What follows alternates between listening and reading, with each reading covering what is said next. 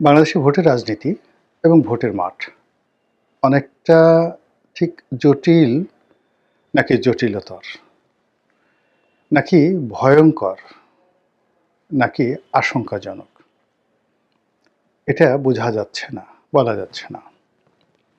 সরকারের কথাবার্তা শুনলে মনে হচ্ছে যে বাংলাদেশে এরকম একটা নির্বাচন হবে, সেই নির্বাচন পৃথিবী অবাক বিস্ময়ে তাকিয়ে দেখবে।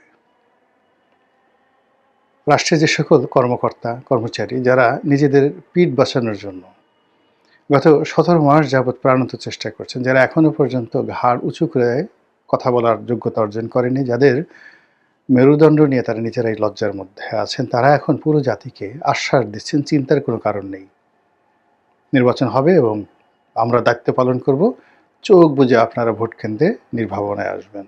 এর বিপরীতে বিভিন্ন ভোট কেন্দ্র, বিভিন্ন নির্বাচনী এলাকা, বিভিন্ন প্রার্থী এবং রাজনৈতিক দল, তাদেরকে কেন্দ্র করে একটার পর একটা অপ্রীতিকর ঘটনা এবং আশঙ্কা যেভাবে দানা বাঁধছে, তাতে করে সঠিক সময়ে নির্বাচন হবে, ভালো একটি নির্বাচন হবে, শান্তিপূর্ণ একটি ক্ষমতার হস্তান্তর ঘটবে এবং গণতন্ত্রের উন্নয়ন ঘটবে।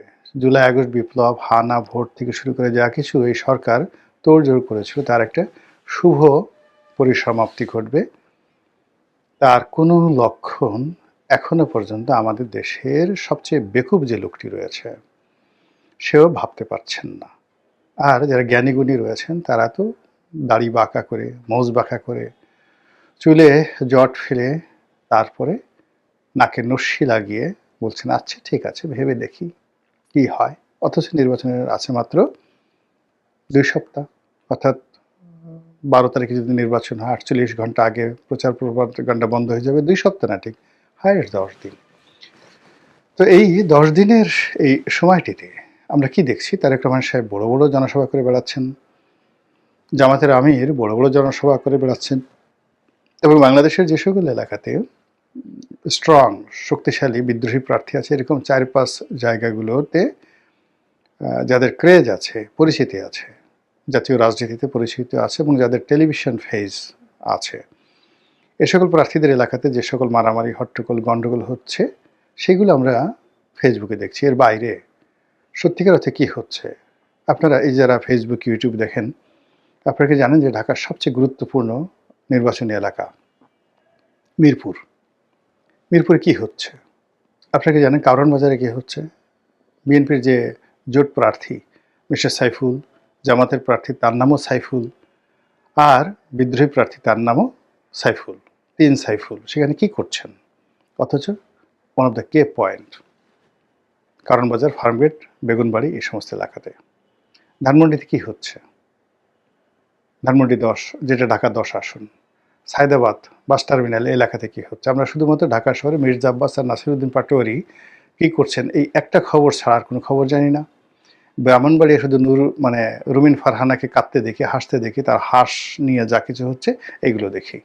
আর আমার যে নির্বাচনী এলাকা পটুয়াখালী 3, সেখানে নুরুল হক নুরুর যে কথাবার্তা এবং তার প্রতিপক্ষ হাসান মামুন তার কথাবার্তা শুনছি। এই হলো নির্বাচন। মানে জামাতের আমিরের বক্তব্য, তারেক রহমান সাহেবের বক্তব্য, আর এই যে বাকি যে 3 জন, মির্জা আব্বাস, তারপর নুরুল হক নুরু এবং রুমিন ফারহানা, এর বাইরে কোনো আলাপ আলোচনা আছে? হ্যাঁ আছে।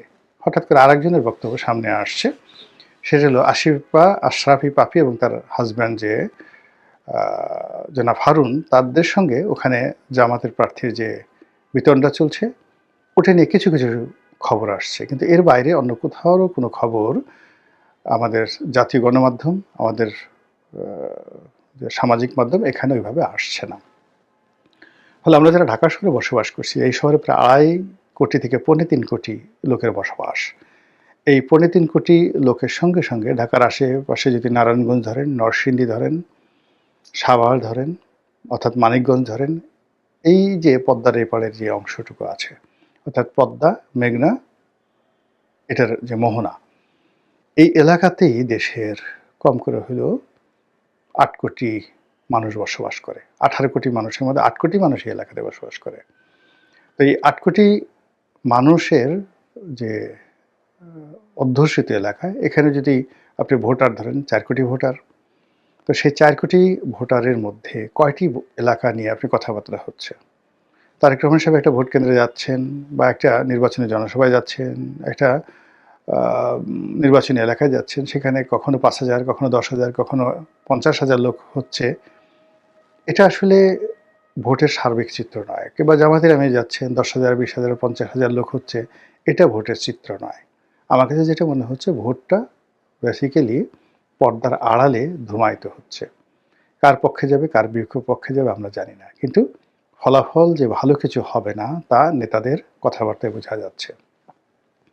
আজকের দিনটি পর্যন্ত এই ভিডিও যখন করছি, এই ভিডিও করছি জানুয়ারি মাসের ২৭ তারিখ রাতে। আজকের দিন পর্যন্ত বাংলাদেশের একজন সিঙ্গেল লোক নাই, যার এই রাজনীতির অভিজ্ঞতা আছে, কিন্তু এই রাজনীতির কোনো পক্ষ নয়, স্বার্থ নেই। এরকম কোনো বিশেষজ্ঞ, এরকম কোনো কর্তা ব্যক্তি, এদের তো মোরলেস অনেককেই আমি চিনি।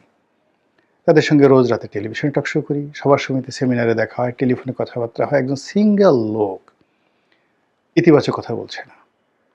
সবার মধ্যে হতাশা। সেই হতাশাকে দূর করার জন্য একজন আরেকজনকে জিজ্ঞাসা করছেন যে, "ভাই কি খবর? ইলেকশন হবে তো?" আমি ভিডিও করছি, কিন্তু আমার যখন অনেকজনের সঙ্গে দেখা করা সাক্ষাৎ হচ্ছে, আমাকে জিজ্ঞেস করছে, "ভাই হবে তো?" আমিও জিজ্ঞেস করছি, "আপনার কি মতামত? হবে তো?" এরকম। তো এই সময়টিতে মানে আর মাত্র যেখানে মাত্র ১০ দিন আছে, সেই ১০ দিন আগে এইরকম একটা নির্বাচন নিয়ে যে তোড়জোড় সরকারের, সেই তোড়জোড়ের বিপরীতে এ সকল কথাবার্তা ভালো লক্ষণ নয়। নেতিবাচক কোনো কথা আমি বলতে চাই না। কিন্তু এটলিস্ট তো যে ঘটনাগুলো ঘটতে যাচ্ছে বা ঘটবে সেই ব্যাপারে তো ন্যূনতম সতর্কতাবোধ থাকতে হবে। প্রস্তুতি থাকতে হবে এবং সেটা না থাকলে আমাদের কি মহাসর্বনাশ ঘটতে পারে। এতটুকু বোধও তো আপনার আমার থাকতে হবে। যা হোক, আজকে যে শিরোনাম নিয়ে আলোচনা করছিলাম সেটা হলো এই নির্বাচনকে কেন্দ্র করে রাজনৈতিক যে বড়, বড় দলগুলো রয়েছে সেই দলের নেতাকর্মীদের, শীর্ষ নেতাদের যে বক্তব্য, সেই বক্তব্য আরও আতঙ্ক তৈরি করছে।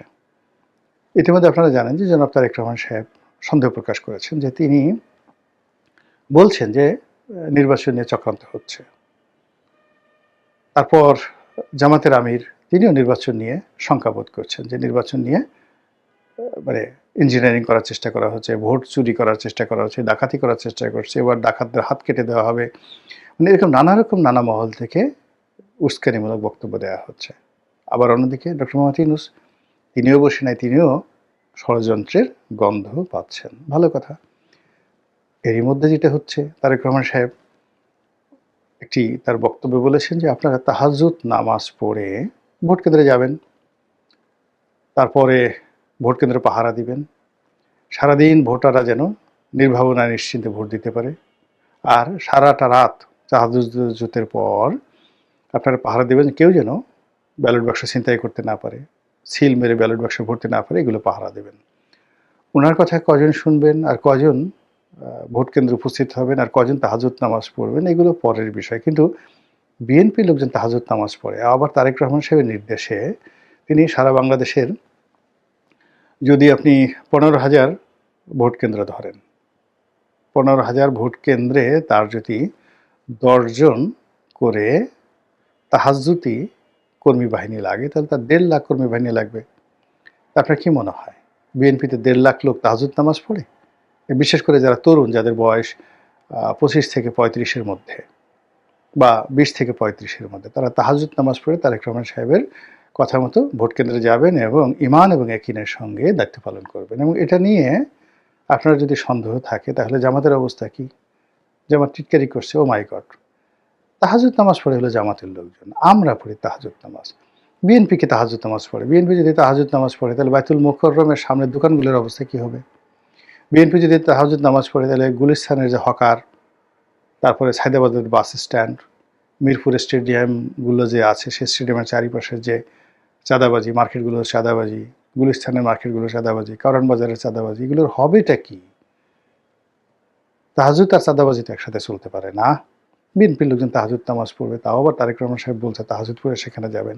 এগুলো নিয়ে তারা যথেষ্ট ঠাট্টা, মশকরা, ইয়ার্কি করার চেষ্টা করছে। দ্বিতীয়ত, তারা বলার চেষ্টা করছে যে তাহাজ্জুদের কথা বলে গভীর রাতে মূলত তিনি বিএনপি নেতাকর্মীদেরকে ভোট কেন্দ্রে পাঠাচ্ছেন ভোট ডাকাতি করার জন্য। এটা একটা কথা হলো? আমরা কি বসে থাকবো? তারা ভোট ডাকাতি করবে, আমরা কি বসে বসে আঙুল চুষবো? এই ধরনের যে প্রতিপক্ষের যে সমালোচনা, এটা বিএনপি জামাতের অনেকে করছেন এবং সেগুলো সোশ্যাল মিডিয়াতে ভাইরাল হয়ে পড়ছে।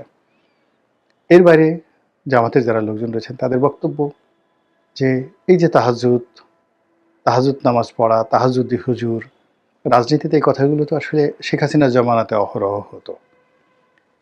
ওই সময়টাতে বিএনপির লোক, জামাতের লোক সবাই ঠাট্টা মশকরা করতো যে তাদের প্রধানমন্ত্রী শেখ হাসিনা গভীর রাতে তাহাজ্জুদ পড়েন, জায়নামাজে বসে বসে তিনি সিদ্ধান্ত নেন আগামীকাল তিনি কী করবেন।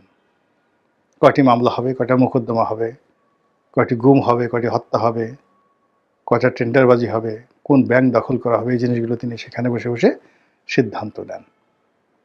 এবং এগুলো ওই সময় খুব মার্কেট পেত, ভীষণ রকম মার্কেট পেত। তো সেই একই কথা যখন জনাব তারেক রহমান সাহেবের মুখ দিয়ে বের হচ্ছে, তখন জামাতের যারা লোকজন তাদের বক্তব্য হলো, তাহলে হলোটা কি? আমরা এত বড় বিপ্লব করলাম, এত কষ্ট করলাম, নতুন বাংলাদেশ, নতুন বন্দোবস্ত, অত ভালো ভালো কথা আমরা বললাম, এগুলোর পরিণাম কি তাহাজ্জুদ? তাহলে তো শেখ হাসিনাই ভালো ছিল। শেখ হাসিনা কথাগুলো স্মরণ করে যদি তারেক রহমান সাহেব কোনো কাজ করেন, তাহলে তাকে বলতে হবে শেখ হাসিনা নাম্বার 2 বা ভার্সন 2, দ্বিতীয় সংস্করণ। কাজে এই যে রাজনীতির ময়দানে তাহাজ্জুদ পড়া, তারপরে তাহাজ্জুদ পড়ে ভোট কেন্দ্রে পাহারা দেওয়া, এটা আমরা অতীতে কখনো শুনিনি। এটা আনকরা, নতুন। আর নতুন যখন কোনো জিনিস আসে সেখানে নানা রকম ভয় থাকে, ভীতি থাকে, আতঙ্ক থাকে। তো সেই আতঙ্ক রাজনীতির ময়দানকে উত্তপ্ত করে তুলেছে, সেই আতঙ্ক রাজনীতিবিদদেরকে আশঙ্কাগ্রস্ত করে তুলেছে। আর রাজনীতির ময়দানে যে অস্থিরতা তৈরি করেছে, সেই অস্থিরতা আলটিমেটলি পুরো দেশ এবং জাতিকে কোথায় নিয়ে যায় সেটাই দেখার বিষয়।